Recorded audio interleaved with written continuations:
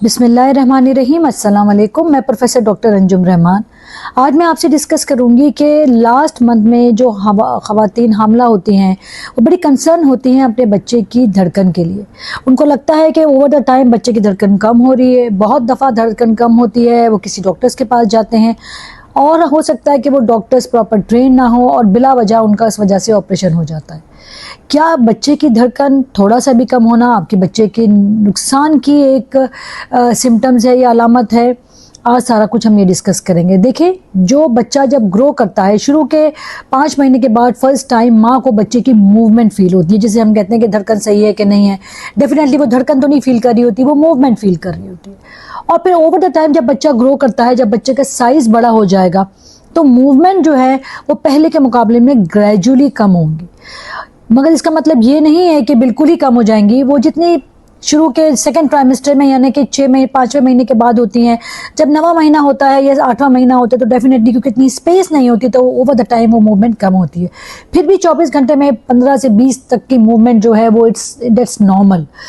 Problem ये होती है कि पेशेंट बहुत दफ़ा बड़े कंसर्न होते हैं कि जी डॉक्टर साहब, हमारा एकदम से बच्चे की मूवमेंट नहीं हो रही। एक बात बड़ी इंपॉर्टेंट है, माँ की जो एक्टिविटी होती है, माँ अगर प्रॉपर नींद कर रही होती है, जाग रही होती है, स्ट्रेस लेती है, ब्लड प्रेशर बढ़ रहा है, शुगर कम हो रही है, शुगर ज़्यादा हो रही है, खाना नहीं खाया, इन सब का इफ़ेक्ट बच्चे पे भी वैसा हो रहा होता है जैसे माँ के ऊपर हो रहा होता है। जैसे कि आपने सुना होगा कि अगर माँ खुश है, म्यूज़िक सुन रही है, तो बच्चा भी अच्छा हेल्दी फील करता है। आपकी हर चेंज को, हर चीज़ को बच्चा उसी तरह महसूस करता है। प्रेगनेंसी एक ज़िंदगी का खुशगवार चेंज है। इस खुशगवार चेंज में 9 महीने वो बच्चा सारा वक्त आपके साथ है। जो आप फील करते हैं, जो आप करते हैं, वो भी वैसे ही रिएक्ट कर रहा होता है। अगर आप अच्छा महसूस करेंगे, आप बिल्कुल नॉर्मल है, तो आपका बच्चा भी हेल्दी होगा। आपकी डाइट अच्छी नहीं है, आप खा नहीं रहे, आपका ब्लड प्रेशर बढ़ रहा है, एकदम से गिर गया है, व्हाट्सओएवर, वो बच्चे पे इफ़ेक्ट करता है। इसी तरह जैसे आप आराम करती हैं, आप सोती हैं और आप फिर जागने का टाइम होता है, बच्चा भी माँ के पेट के अंदर सो भी रहा होता है, जिसको हम स्लीपिंग फेज कहते हैं, और फिर वो जाग भी रहा होता है।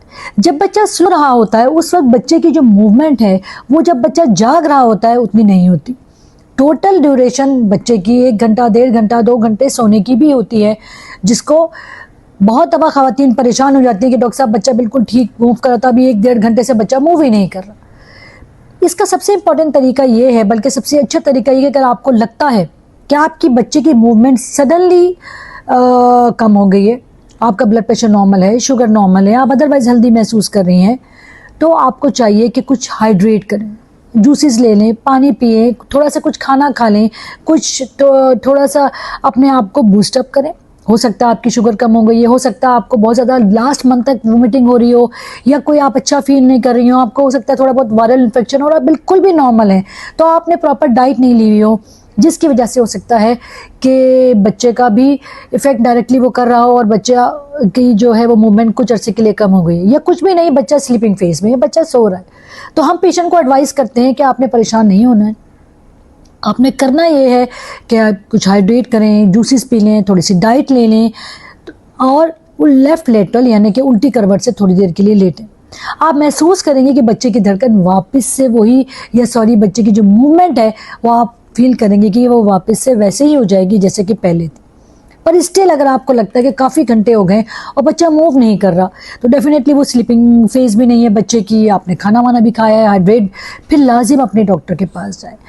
एक बात ज़रूर जहन में रखिएगा, जब भी आप जाएं किसी प्रॉपर डॉक्टर के पास जाएं, क्योंकि बहुत दफ़ा ऐसा होता है कि बच्चा स्लीपिंग फेज में होता है, ये टेम्परेरी आपकी जो है ग्लूकोज कम है या ब्लड प्रेशर कम है, उसका हल ये होता है कि डॉक्टर आपको लिटाएंगे, आपको ड्रिप लगाएंगे, लेफ्ट लेटर लिटाएंगे, और यूजुअली 1-1.5 घंटे में आपका ये मसला हल हो जाता है और आप फील करेंगे कि बच्चा आपका प्रॉपरली मूव कर रहा है।